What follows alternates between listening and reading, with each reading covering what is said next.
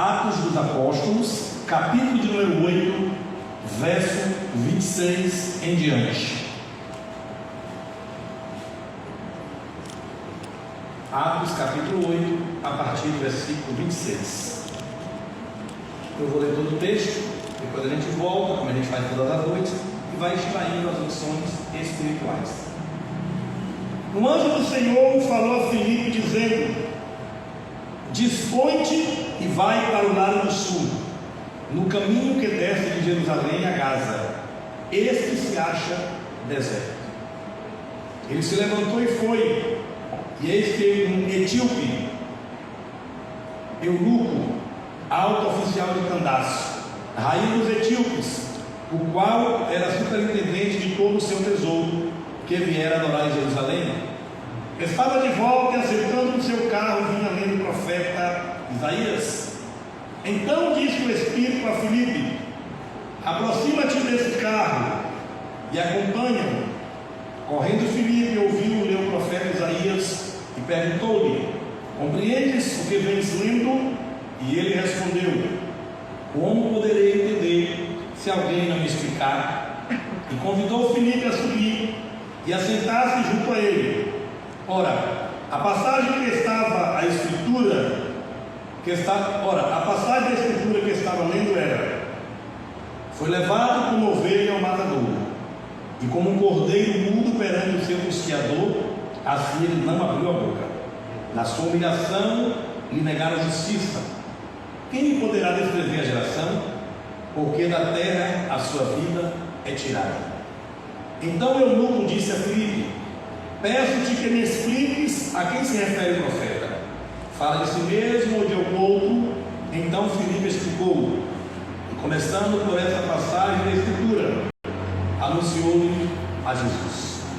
Seguindo eles, caminho fora, chegando a certo lugar, onde havia água, disse o eunuco: eis aqui água, quem pede que seja eu batizado? Filipe respondeu: é lícito, se crês de todo o coração. E respondendo ele, disse: creio que Jesus Cristo é o Filho de Deus. Amém. Então mandou para o carro, antes descer a água, e Filipe batizou o eunuco. Que Deus possa mais uma vez nos usar nesta noite e nos dar entendimento da sua palavra. A primeira lição que eu quero tirar dessa história é que a Bíblia diz que Filipe foi conduzido, foi levado a um lugar deserto. E quando li esse texto, eu fiquei imaginando quantas pessoas não estão em lugares desertos, quantos corações desertos, quantas famílias desertas, quantos casamentos desertos, quantos relacionamentos desertos. Talvez essa noite começamos essa mensagem falando para alguém que adentrou aqui nesta noite ou nesta semana de oração com seu coração deserto. E um coração deserto, ele só pode ser preenchido com a presença de Jesus.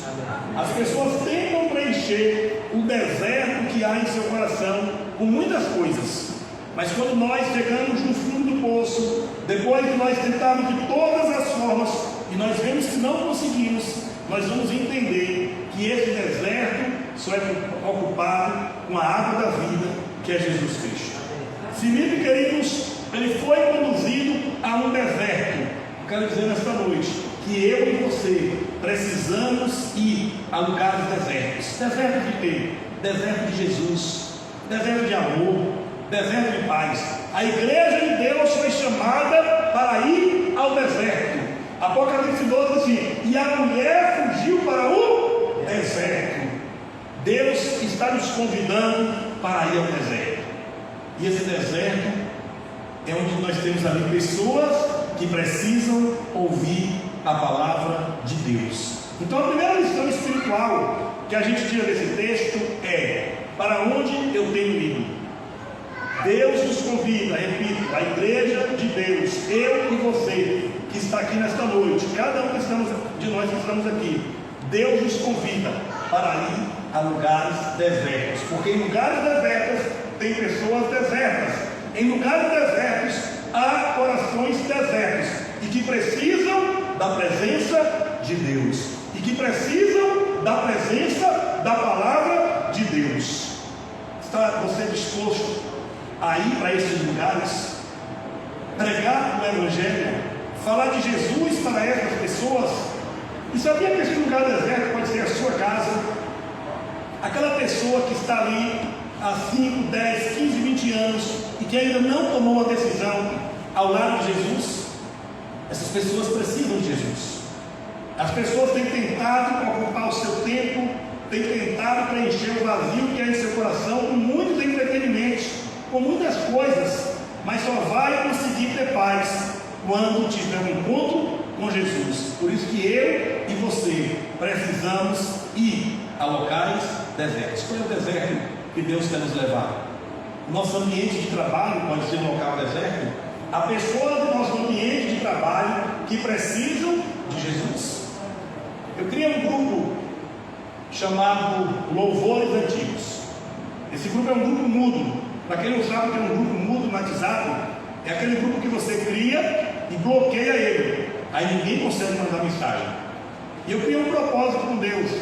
Todas as noites colocava 10, 15, 20 louvores antigos, louvores sacros, louvores que tocam a alma. E o que eu achei interessante é que daquele grupo começaram a entrar várias pessoas que não faz parte de uma religião, pessoas que bebem, pessoas que fumam, pessoas que não vão à igreja. E de repente eu vi algumas pessoas no privado e dizem: olha, estou muito feliz, olha, estou enviando os louvores para outras pessoas, olha, eu gostei daquele grupo, toda noite eu peguei um pendrive e estou colocando, daqui a pouco eu vim para números de outros países. E eu fiquei observando, irmãos, uma coisa tão simples, criar um grupo no WhatsApp e sair distribuindo o link nos outros grupos, do privado, dizendo: convide seus amigos. E pessoas dizem assim: eu chorei ontem ouvindo esse louvor. Coisa simples, mas a gente pode fazer a mudança na vida de uma pessoa. É aquele vizinho que você tem e você sabe que ele mora sozinho, que ele não frequenta uma igreja, que ele não tem uma religião definida. Você pode pegar um dia, você que tem aí o dom da culinária, faz um bolo, um suco, e no final de uma tarde chame seu esposo, sua esposa: vizinho, a gente veio aqui hoje fazer uma oração com você, você aceita? A gente veio aqui hoje fazer um bolo para você. O vizinho vai olhar: você é de que igreja? Eu sou da igreja adventista. Toda vez que alguém falar da igreja, ele vai lembrar de você. Coisa simples, nós podemos pregar o Evangelho. A Bíblia diz, amados, que Filipe foi levado a um lugar deserto. Quantos lugares desertos nós temos nessa cidade de Piauí? Quantos corações desertos, que às vezes um louvor vai mudar a vida dessa pessoa, um sorriso, uma oração, um abraço vai mudar a vida dessas pessoas. As pessoas vivem num local deserto, mas é um deserto não físico, é um deserto espiritual. E o texto continua dizendo que o etíope, ele foi adorar onde? No Egito? Na Síria? Onde ele foi adorar? Jerusalém, irmãos, aqui é símbolo da igreja, é lugar de adoração.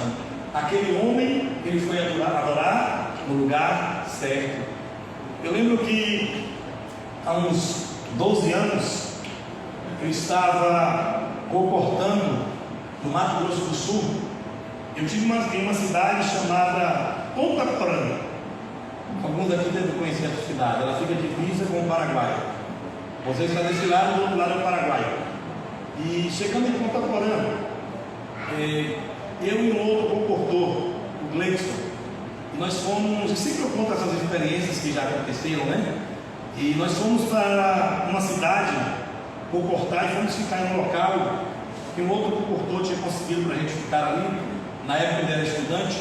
E quando nós chegamos, havia uma espécie de uma escola, um salão bem grande ali em Ponta Porã, onde morava uma família.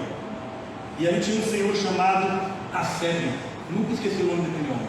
Asseb era o nome daquele senhor. E Asseb, ele não falava direito, ele tinha um câncer em estágio terminal na sua garganta. Mas o pouco que ele podia falar, ele começou a conversar com a gente. E Asseb tinha várias ataduras passadas sobre o seu pescoço, tinha a sua esposa, o seu netinho, eu lembro o nome dele, Guilherme. E Asseb, naquela tarde de domingo, chamou eu e o Gleison. E disse: eu quero lhe mostrar algo. E nos levou até uma espécie de um quarto, e ali tinha, como se fosse um altar, não lembro assim os detalhes. Ele disse: olha, por mais de 30 anos eu fui budista e eu adorava Buda. Buda era o meu Deus, dizia ele. O Deus dele era Buda. E ali naquele local ele adorava Buda. Era um local que ele tinha separado para adorar Buda. Buda era o Deus daquele homem. A Bíblia diz que esses homens têm olhos, mas não veem. Têm boca, mas não falam. Têm mãos, mas não apalpam. Têm pés, mas não andam. Tornam-se semelhantes a ele, quem tais coisas praticam. E aquele homem, durante muitos e muitos anos de sua vida, ele não conhecia Jesus, porque ele morava, ele vivia em um local deserto e adorava Buda, até que o câncer bateu a porta da sua casa. Tem alguns pregadores aí na internet, alguns pentecostais, que eles falam até uma dinâmica, né? Quando ele fala desses grandes líderes aí, Gandhi, Allan Kardec e outros, aí ele fala assim, que a sepultura desses homens tem lá, aqui já os restos mortais, fulano tal, mas a sepultura de Jesus está escrita assim: ele não está aqui, ressuscitou. Então aí está a diferença. Jesus ressuscitou. Gandhi foi um grande líder, mas está no pó da terra. Buda teve um grande trabalho, mas está no pó da terra. Ellen White, o profetista dessa igreja, fez um grande trabalho, nasceu em 1827, morreu em 1915, teve mais de 2.000 visões, contribuiu muito para essa igreja, mas está no pó da terra, não pode salvar. Grandes líderes, grandes homens, grandes mulheres, até que deram uma grande contribuição para a igreja, estão todos no pó da terra. Mas quando aquelas mulheres vão à sepultura de Jesus, o anjo do Senhor está aqui, ressuscitou. E aquele homem, depois de mais de 30 anos adorando Buda, ele aceitou a mensagem adventista. Ele foi batizado nessa igreja nos momentos finais de sua vida. Eu passei um tempo naquela cidade, creio que menos de um mês comportando. Eu fui o que nós chamamos da comportagem de abrir campo. E de lá eu voltei para Campo Grande, onde eu morava, a capital do Mato Grosso do Sul.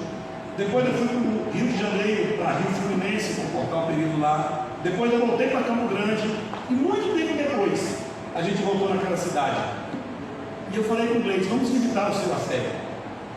Nós fomos até a casa dele. E quando nós chegamos ali, a esposa dele disse: olha, ele já descansa no Senhor. Mas uma coisa que me marcou, irmãos, é que aquele homem disse assim: será que um dia eu ainda verei aqui aqueles dois missionários? Ele lembrava para a gente. E todos os dias quando a gente vinha para o campo, a gente conversava com ele, às vezes orava com ele, e ele estava ali com a sua Bíblia. Eu creio que o seu Assédio morreu no Senhor, porque o seu Assédio entendeu que o local certo de adorar é em Jerusalém.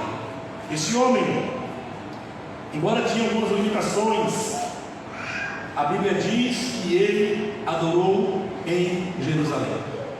E quem aparece agora? Filipe, um grande pregador, um grande evangelista.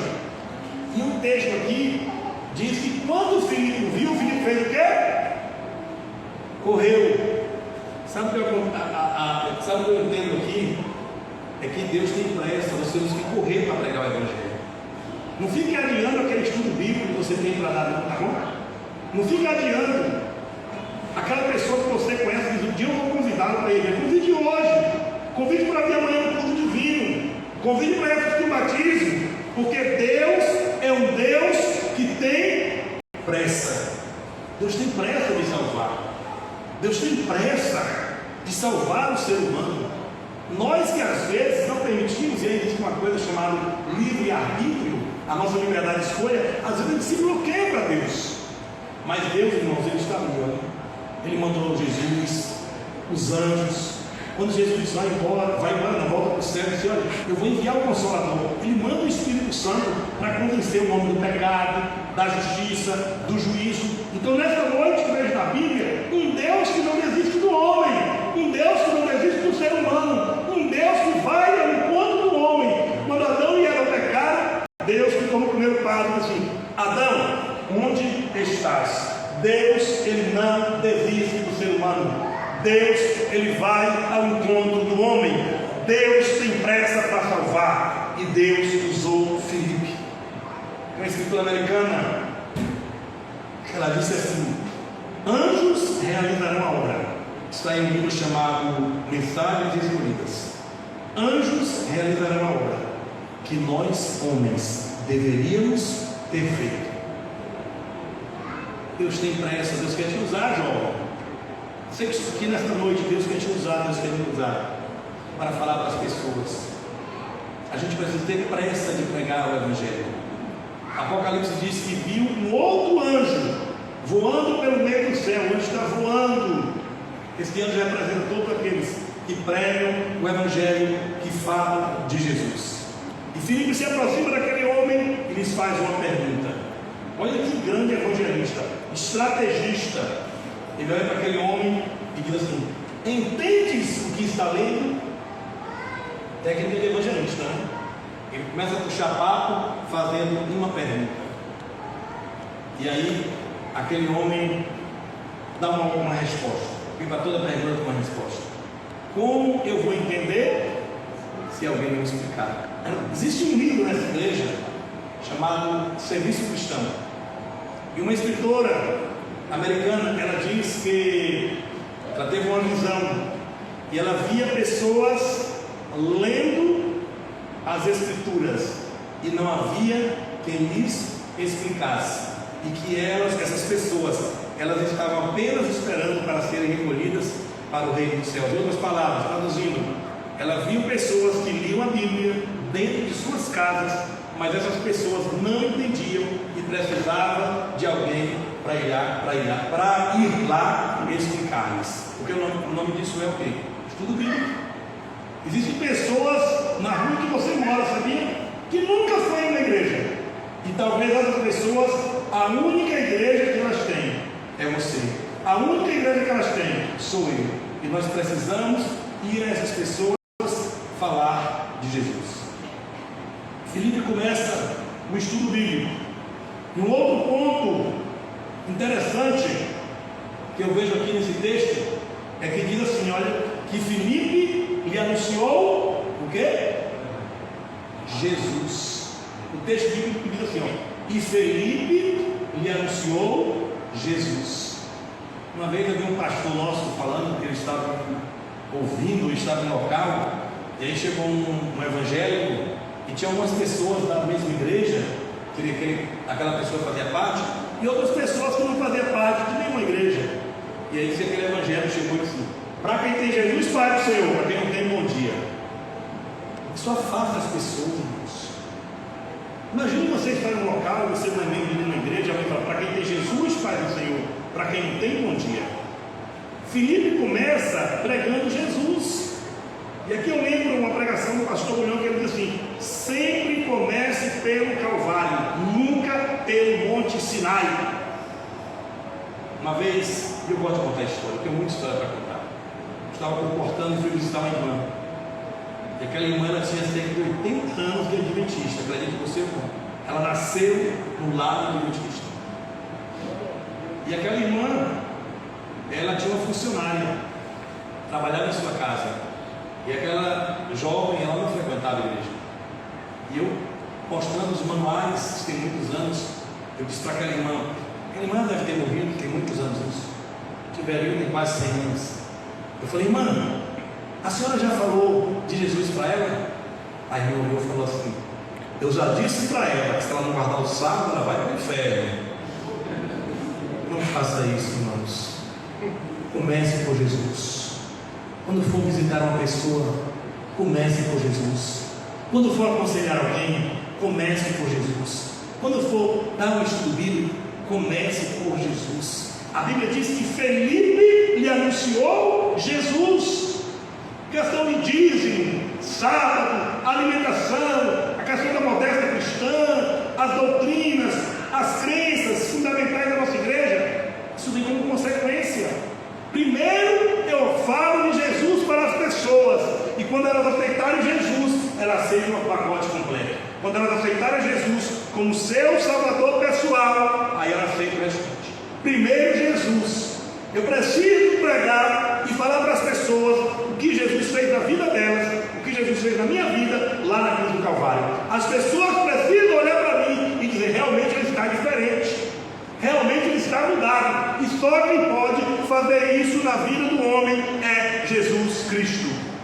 Eu não consigo mudar ninguém. Pastor Jacques não consegue mudar ninguém. O primeiro senhor da igreja Miel, ele não vai conseguir mudar uma pessoa em estudo bíblico. Ele não vai conseguir mudar uma pessoa no seu dia a dia. Quem faz essa obra é Jesus Cristo.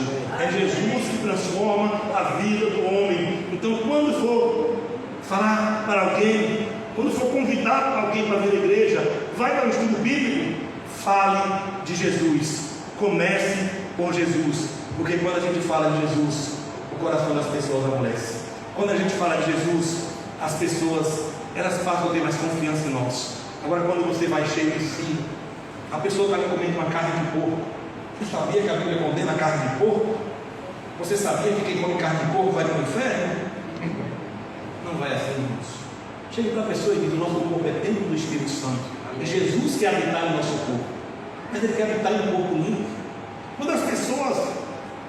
uma vez eu estava indo para a igreja com uma jovem, e ela estava com uma saia muito curta. E estava tendo culto lá na minha igreja às 5 horas da manhã. E a gente estava indo para a igreja, eu levando aquela jovem, ela não era da igreja. E quando a gente voltava, tinha dela, que é assembleana. Ela chegou assim e falou: isso é saia de você ir para a igreja, menina? Oi, irmãos. A gente está tentando levar a pessoa para a igreja. A gente está estudando a Bíblia. Aí chega alguém e desconstrói tudo aquilo que a gente está fazendo. Eu não estou aqui pregando um liberalismo, vocês estão entendendo, né? O que eu estou dizendo é que estas coisas, elas vêm como consequência da nossa comunhão com Jesus. Porque uma mulher de Deus, uma mulher que tem compromisso com Deus, uma mulher que serve a Deus, ela sabe como ela vai se vestir, ela sabe como ela vai sentar, como ela vai andar, como ela vai se portar. Mas não sou eu, ou alguém criticando, condenando, que vai mudar essa pessoa. Porque essa obra, repito, não é minha. Quem faz essa obra é o Espírito Santo. Quem faz essa obra é Deus. Então nós precisamos deixar esse legalismo de lado. Quando a gente estuda a história da igreja, em 1844, surge um movimento da América do Norte que acreditava que Jesus ia voltar e Jesus não voltou. Esse movimento chamou-se de Grande Desapontamento. E esse grupo, muitos saíram, não quiseram mais saber, o grupo continuou, e desse grupo vai surgir em 1863 a primeira igreja adventista. E é uma cidade nos Estados Unidos chamada Minneapolis. É cidade ou estado, a cidade de Minneapolis, me corrijam aí, viu? Em Minneapolis, em 1888, a igreja adventista teve um grande problema, porque existia ali dois grupos, o grupo da justificação pela fé e o grupo da justificação pelas obras, e eram chamados de legalistas. E esses homens, esse grupo, eles prejudicaram muito a igreja de Deus, porque eles queriam colocar goela abaixo a salvação pelas obras. Isso está registrado na história da igreja. Tem um livro aí na igreja, coloque na casa da publicadora brasileira, CPB, você vai ver lá, 1888. Se eu colocar, você vai ver esse livro que conta essa história. Então nós temos que ter esse cuidado de não anunciar Jesus para as pessoas.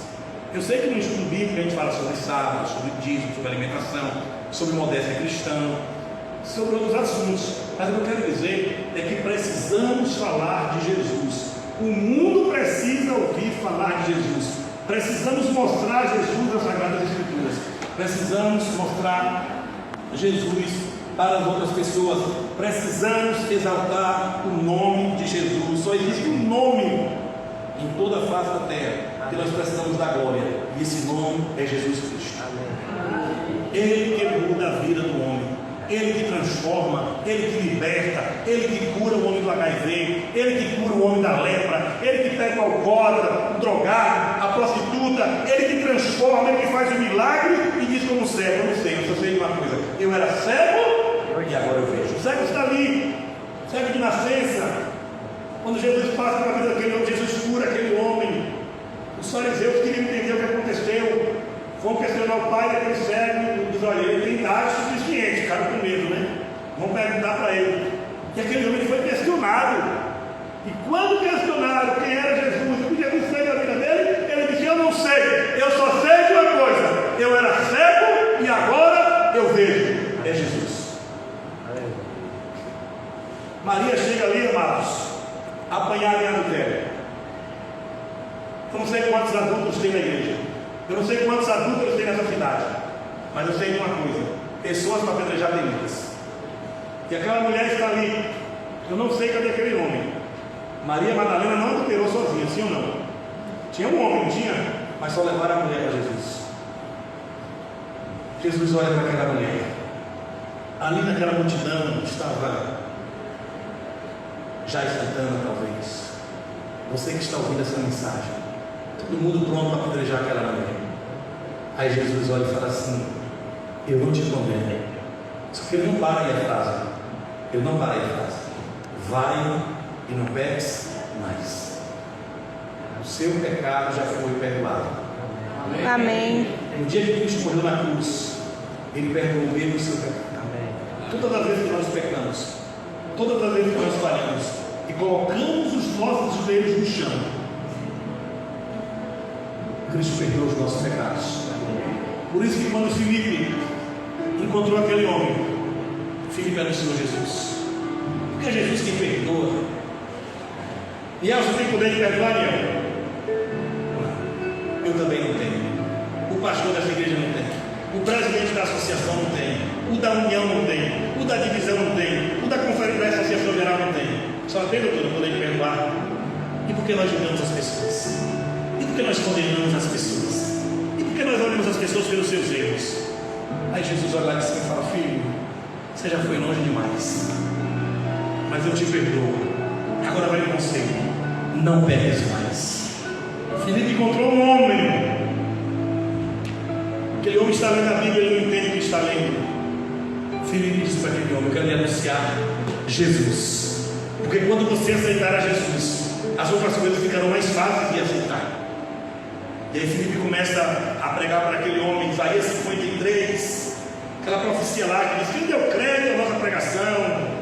Mais à frente diz assim: verdadeiramente ele tomou sobre si as nossas enfermidades, levou todas as nossas dores sobre ele. O pecado que nos traz a paz estava sobre ele, e pelas suas ligaduras fomos sarados.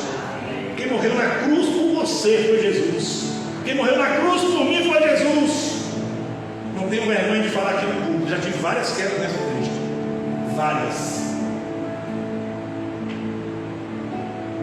E talvez o que eu fale aqui, vocês desistem do seu convite próximo. Tem igreja de Itabuna que não me convida para pregar até hoje.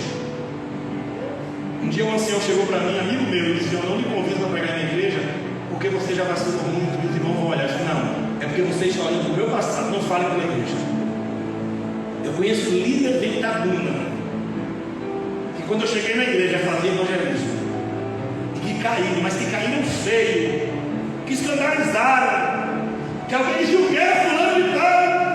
Não vou citar nomes, porque eu estou ao vivo e tenho ética. E que voltaram para a igreja, e que caíram de novo, e voltaram de novo, e se abatizaram.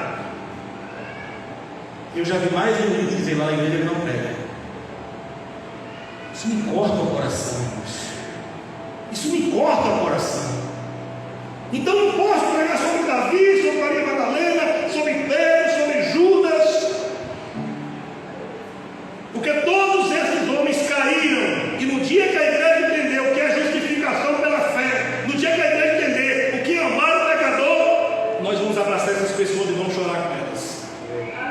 E vamos chegar para elas e vamos dizer assim: se me permite um exemplo meu, você não está sozinho não, viu? Eu vim chorar com você, eu vim sentir a sua dor. Mas enquanto a gente estiver olhando o exterior, as quedas, a igreja vai estar assim. Nós precisamos aprender a amar. E eu me emociono quando eu falo isso. A última vez que eu voltei para a igreja, um amigo meu, amigo de faculdade, amigo de dormir em minha casa, eu estava em Itajibá fazendo uma conferência. Eu recebi uma mensagem dele. E ele disse assim: fizemos uma aposta que você não fica 20 dias na igreja. Eu tenho esse print guardado até hoje. Ele disse: eu estava conversando com uns amigos meus aqui, e a gente fez uma aposta que você não fica. Eu disse que 20 dias você ficava. Eles disseram que você não fica 15, 20 dias na igreja. Basta um pouquinho mais para ganhar a aposta. Satanás usando membros da igreja para se reunir e dizer: Magno, você não fica 20 dias na igreja. Miel, você não fica 10 dias. Quero, você não fica 5 dias. Membros da igreja, batizados, se reuniram para dizer: vamos fazer uma aposta que já não fica 20 dias na igreja. Eu já tenho quase um ano pregando para a honra e glória de Deus. Amém. Mas eu já tive minhas quedas. Por isso que quando eu vejo alguém cair na igreja, por mais uma vez, eu me preocupo, eu choro, eu oro, porque eu entendo. Lembra a história daquele menino?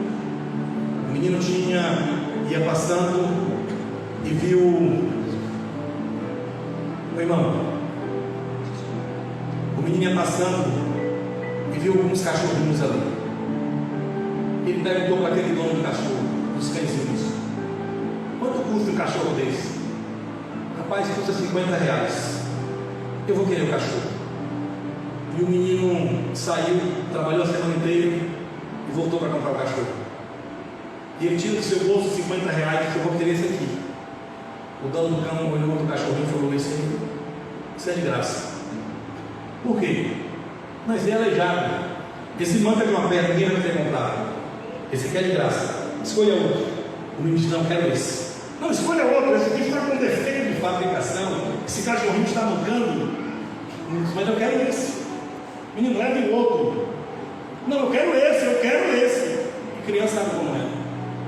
E o dono do cachorro falou: então leve esse de graça, se você não compra. Quando o menino foi saindo, ele chamou o menino: menino, por que você quer esse cachorro? E ele disse: porque eu também tenho um defeito na perna. E ninguém melhor do que eu vai entender esse cachorro. Talvez no dia que você cair 3, 4 vezes, você vai entender o cachorrinho que também está mancando da perna. Talvez no dia que você calçar as sandálias dele, você vai entender a luta que ele vive para se libertar das drogas. Eu tenho um amigo que está internado em Salvador. Foi obreiro bíblico comigo há 8, 10 anos atrás, lá na igreja de Jiquié. Fizemos uma conferência ali na igreja de Deral, ali vocês conhecem aqui, né? Lá de Jiquié, 50 noites no Campo da América, ele pregava no Jiquiézinho. Amigo, irmão, amigo de a gente dormir no mesmo quarto, eu numa cama e ele na outra, a gente bater papo a noite toda. Saiu da Califórnia no bairro São Pedro para fazer evangelismo quando vale transporte, aqueles papelzinhos, lembra aquele papelzinho que era vale transporte? E eu só recebi, eu era obreiro bíblico, tem muitos anos, eu só recebia 2, era um para ir e um para vir. Então a gente vai andando, eu e você, e a gente volta junto de ônibus. Ele transpirava Deus. Ele me atrasava no evangelismo, porque ele ia da Califórnia, que conhece Itabuna, até o bairro São Pedro, entregando, o pastor Jacques sabe quem é, entregando folhetos. Aquele jovem caiu nas drogas. Hoje ele está internado como esquizofrênico em uma clínica em Salvador. E eu acompanhei de perto todas as quedas dele, até que ele ficou louco. Talvez você nunca vai entender isso, porque você nunca lidou com droga. Você nunca usou droga. Você não sabe que eu até dependência química, eu também nunca usei. Eu não vou saber. Mas ele sabia as lutas que ele enfrentava. E por muitas vezes eu via aquele jovem no púlpito da igreja pregando, e na outra semana está no mundo das drogas. A igreja nunca vai entender isso, porque você nunca foi um dependente químico, você nunca teve uma abstinência. Já vi casos de pessoas pedir para serem amarradas para não irem usar drogas e cair na fé novamente. Então não julgue as pessoas pela sua régua, porque você não sabe o que ele está passando. Ellen White tem um livro chamado Mente, Caráter e Personalidade. Aconselho ler o volume 1 e o volume 2. E tem um texto que ela diz assim: o que impede a ação é a falta de oportunidade. Eu não vim aqui fazer apologia ao pecado, não me interpretem mal. Mas o que eu vim dizer para vocês, que nós precisamos amar o pecador. Quer dizer, você ama seu esposo? Você ama sua filha? Você ama sua mãe? Eu mando um abraço para ela, antes que eu não a veja. É muito fácil amar o esposo, amar a filha, concorda comigo, amar a nossa mãe. Difícil é amar o estuprador da nossa filha. Difícil é amar aquele que tirou a vida de um irmão nosso. É isso que eu quero que vocês entendam, irmãos, que não é fácil ser crente. E essa mensagem muitos não gostam, porque vai mexer no ego. Pregar para uma igreja que todo mundo está dizendo amém é muito bom. Quero voltar aqui. Pregar com uma espada como Pedro, como Paulo, é difícil. E no dia que eu entender o Evangelho, no dia que eu entender esse amor de Deus, eu vou cair aos seus pés e vou dizer: Senhor, me perdoe, porque eu julguei o meu irmão, eu não fui chorar com ele quando ele caiu, eu não abracei quando ele caiu. Tem um jovem, o pastor Jackson levou lá para onde ele era pastor em Campo Grande. A gente Esse eu vou citar o nome porque eu tenho muita amizade com a família. O nome dele é Alan. Alan, quando ele pregava uma igreja, irmãos, e o pastor Jacques confirma o que eu estou falando, havia multidões lá de fora. Os empresários lá da cidade de Antônio João, donos de postos, de fazendas, fui uma vez lá com Alan, e ela entrava na casa do empresário, na geladeira, de tanta amizade que ele tinha com os irmãos. Todo mundo gostava desse jovem. Alan já passou por mais de 20 clínicas de recuperação. A última agora veio um grupo de pastores do IAM e levaram Alan para internar em uma clínica. Alan virou mendigo, irmãos. Alan virou mendigo. Sabe aquele pessoal chama turma da meota? Já ouviram falar aqui dessa nomenclatura, turma da meota? Aquele povo que anda na rua sujo, fedendo, com uma garrafa de pinga, os pés do lixado, meu tesoureiro. Pois é, Alan virou meu Deus. Da última vez que eu tinha conversado com a mãe de Alan, Vera, foi obreiro do pastor Jacques lá em Campo Grande. Ele tinha passado por 18 centros de recuperação. Ele tem um irmão que é pastor em Mato Grosso, pagou um valor caríssimo para internar, e Alan continua caminhando. Quando eu olho para a Bíblia, eu vejo um Deus que ama Alan. Eu vejo um Deus que ama esse jovem e diz: você tem chance ainda, você tem uma oportunidade. E tem mais ou menos um mês que o pastor Jacques me ligou e disse: olha, aí numa turma do IAM, aí alguns pastores conhecem Alan e conseguiram um internamento para Alan numa clínica adventista para aquela região de Salvador, do IAM, por ali. Alan estava internado. Mas se ela entrasse de igreja hoje, você daria uma oportunidade para ele? Quando você olha para Alan, quando eu olho para Alan, será que a gente pensa que tem chance? Deus pode mudar? Não, irmãos. A gente fala assim: já foi longe demais. Por isso que a gente precisa começar com Jesus. Com Jesus e por Jesus. Porque quando eu entender o amor de Deus pelas pessoas que caíram, pelas pessoas que estão lá fora, pelo drogado, pelo adúltero, pelo alcoólatra, por aquele que já se batizou 10 vezes e voltou, no dia que eu entender o amor de Deus, e vou falar com tanta convicção de Jesus, que as pessoas vão dizer: eu quero ir para essa igreja que você tanto prega Jesus. Nós ainda não sabemos amar, nós ainda não sabemos perdoar, e nós precisamos entender essa mensagem nesta noite. Eu e você precisamos sair daqui entendendo que a mensagem do Evangelho é essa, é simples, é amar. Fazer programação bonita é bom, atrai também pessoas. Vir para a igreja com uma irmã com aquela música do milagre, muito lindo, a irmã cantando aqui, você fica assim encantado. Fazer trabalho missionário é muito importante, a igreja precisa de trabalho missionário.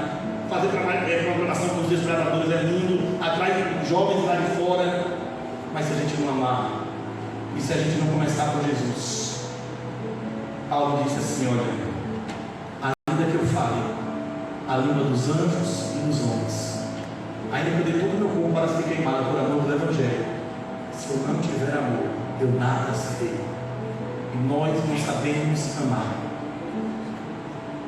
Filipe, quando olhou para aquele homem, Filipe não viu ali um etíope, Filipe não viu ali um eunuco, Filipe viu um cidadão do reino dos céus. Amém. Filipe viu alguém que Cristo morreu por ele. Por isso que Filipe anunciou Jesus. E agora, quando Filipe anunciou Jesus, aquele homem não resistiu. Ele disse: agora eu quero aceitar que foi Jesus. Filipe não chegou com um conjunto de normas, de doutrinas, com decálogo, com manuais de igreja. Não. Isso é consequência. Aí Filipe agora diz assim, Atos capítulo 8, versículo de número 32.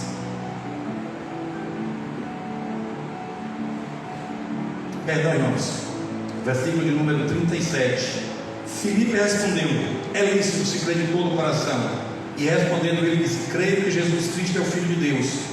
Então mandou para o carro, ambos desceram a água e Filipe batizou o eunuco. Um pouquinho antes diz assim, versículo 36: seguindo eles caminho fora, chegando a um certo lugar havia água, disse o eunuco: eis aqui água, quem impede que eu seja, que seja, cadê? Vou ler, começar na Bíblia. Seguindo eles caminho fora, verso 36: chegando a certo lugar onde havia água, disse o eunuco: eis aqui água, quem impede que seja eu batizado? Agora vai ter batismo. Agora eu posso aceitar a Jesus, porque eu já entendi a proposta do Evangelho para a minha vida. Agora eu já entendi a proposta de Deus para a minha vida.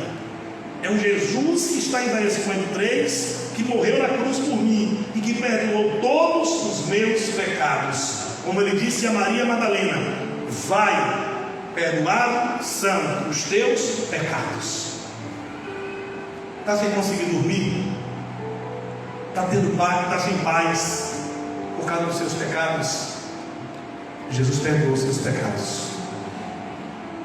E aquele homem agora foi batizado nas águas, batizado em nome do Pai, em nome do Filho e em nome do Espírito Santo. E agora ele era um novo homem. Eu encerro essa semana de oração dizendo para você o seguinte: podemos ter cargos, podemos pregar, cantar, fazer jogral, participar, fazer de tudo na igreja, mas se eu não conseguir amar quem peca, se eu não conseguir amar quem erra, tem alguma coisa errada nesse evangelho, tem alguma coisa errada na minha vida. Eu preciso amar os meus inimigos, eu preciso amar quem me machucou, eu preciso amar quem falou mal de mim, eu preciso amar quem me feriu, eu preciso amar quem fez de tudo para destruir minha vida, eu preciso amar quem me criticou, eu preciso amar quem disse aqui: já não prega mais nessa igreja. Porque amar o teu esposo, Kézia, é muito fácil, porque ele também te ama. Amar a sua filha, amar a sua mãe. O nosso desafio aqui nesta noite é: eu preciso amar quem me maltrata, quem me machucou, quem me odeia, quem quer ver a minha morte, a minha destruição. Essa é a proposta do Evangelho. Lembra de Estevão sendo apedrejado, dizendo assim: Senhor, não lhes impute esse pecado. Tem música? Que nesta noite, amados, possamos entender isso. E se nesta noite você entender isso, eu já vou sair daqui amanhã, 5h30 da manhã, feliz, porque eu entendi a proposta do Evangelho nessa semana de oração. Eu entendi, doutor, a proposta de Deus em minha vida.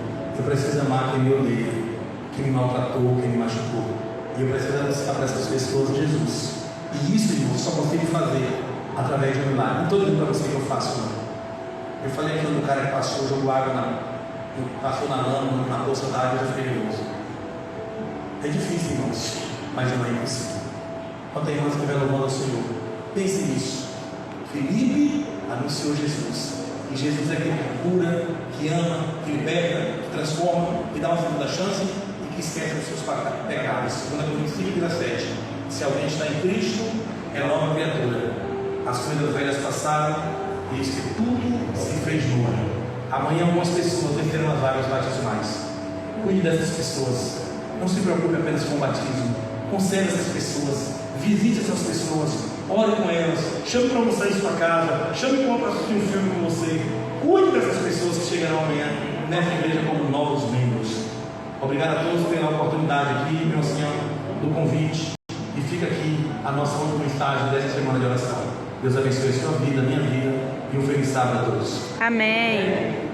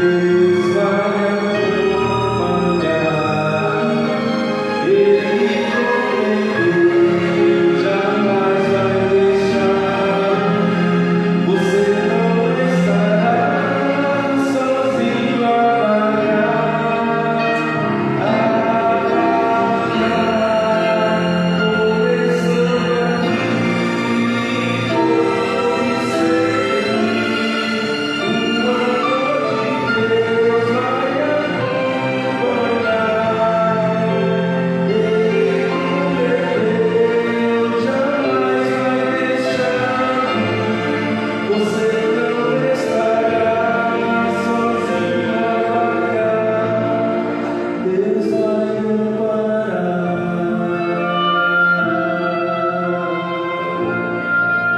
Deus vai me amparar.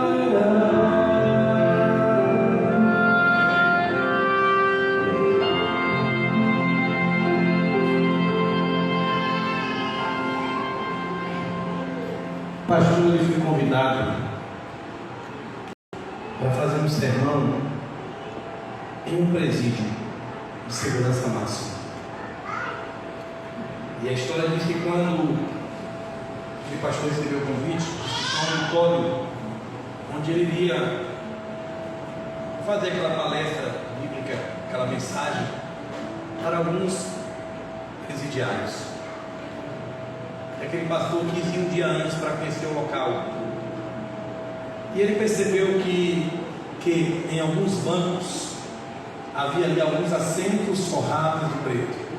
Ele ficou sem entender. E ele chamou ali o diretor daquele local e disse: por que existe aqui alguns assentos forrados de preto? O diretor disse: olha, amanhã, no horário que o senhor estiver pregando aqui, os presos que estiverem naqueles assentos forrados de preto é porque eles estão condenados à morte. E será a última mensagem que eles estarão ouvindo. Eu não estou dizendo que ninguém vai morrer aqui não, tá? Mas a gente pode estar sentado qualquer dia desse com assento forrado de preto e ouvir uma pregação pela última vez. Por isso que a gente tem que amar. O desafio é hoje. Se você precisa perdoar alguém, o desafio é hoje. Se você precisa abraçar alguém, o desafio é hoje. Por isso, antes de encerrar esse sermão, vou passar um pouquinho do horário, estou indo embora amanhã mesmo. Brincadeira. Eu queria que você se levantasse agora do seu lugar, procurasse alguém aqui nessa igreja e desse um abraço e falasse: eu quero ver você no céu. E se você estiver machucado com alguém, brigado com algum irmão, talvez esse seja o momento. Tem alguém que gostaria de fazer isso nesta noite? Dizer para alguém nessa igreja: eu quero ir para o céu com você, eu quero te dar um abraço aqui. Quero ir para o céu com você.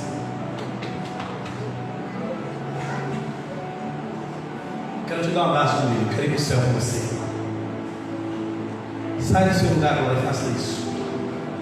Abraça alguém que você machucou e diga: me perdoe, eu quero ir para o céu contigo.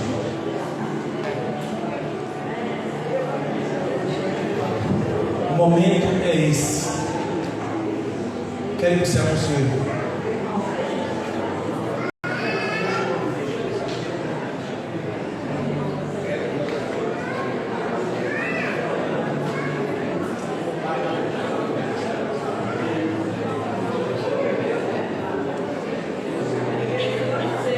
Levante no seu lugar, irmão. Abrace alguém agora e diga: eu quero ir para o céu com você. Que Deus te abençoe, irmão.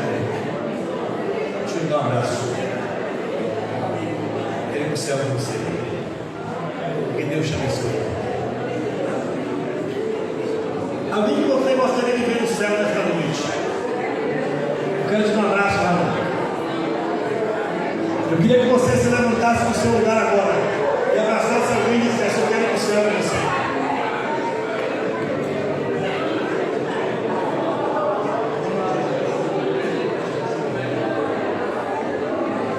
Antes de orar, eu quero que você faça isso agora. É noite de perdão, é noite de renovação. Quer dizer, deixa eu abençoe.